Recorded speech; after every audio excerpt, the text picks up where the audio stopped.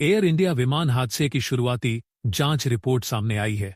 इसमें दावा किया गया है कि जिस समय फ्लाइट ने उड़ान भरी उस वक्त को पायलट विमान को उड़ा रहा था और कैप्टन निगरानी कर रहे थे। पायलट इन कमांड पिक के पास 638 घंटे से ज्यादा की उड़ान का अनुभव था, जबकि सह पायलट 403 घंटे की उड़ान भर चुके थे।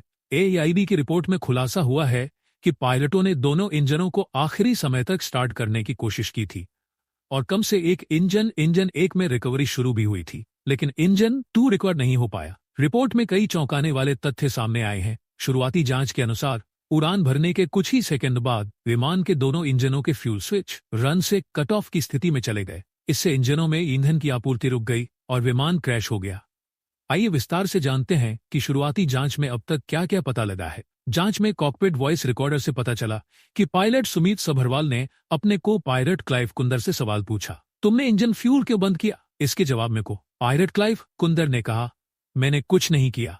आईब की रिपोर्ट के अनुसार इंजन 1 और इंजन 2 के फ्यूल कट ऑफ स्विच, जो इंजन को ईंधन भेजते हैं, रन से कट ऑफ पोजीशन में चले गए, जिससे इंजनों में ईंधन आना बंद हो गया और दोनों इंजन के नेक व नॉर्दर्न रोटेशन स्पीड तेजी से गिरने लगी।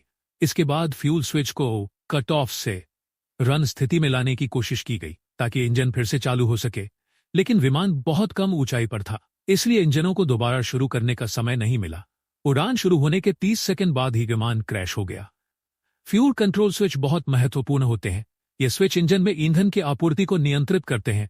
जांच में अभी यह साफ नहीं हुआ है कि स्विच किसने या कैसे बंद किए। ये स्विच आमतौर पर जमीन पर ही इस्तेमाल किए जाते हैं। उड़ान के दौरान इन्हें तभी बंद किया जाता है जब इंजन में कोई गंभीर खराबी हो और उसे बंद करना जरूरी हो। रिपोर्ट में यह भी बताया गया है कि विमान एयरपोर्ट को क्रॉस करने से पहले ही ऊंचाई खोने लगा था। जांच में इस बात के कोई संकेत नहीं मिले हैं कि विमान के रास्ते में कोई पक्षी थे। इससे यह साफ है कि बर्ड हिट इस दुर्घटना का कारण नहीं था।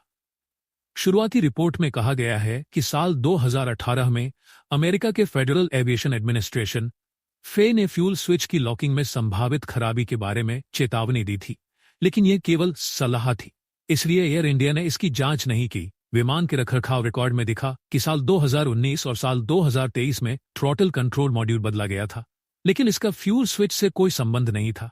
साल 2023 के बाद फ्यूल स्विच में कोई खराबी दर्ज नहीं हुई। रिपोर्ट में यह भी बताया गया कि विमान का टेक ऑफ वजन सही था, मौसम में कोई समस्या नहीं थी और फ्लैप सही स्थिति में थे। विमान में कोई खतरनाक सामान भी नहीं था।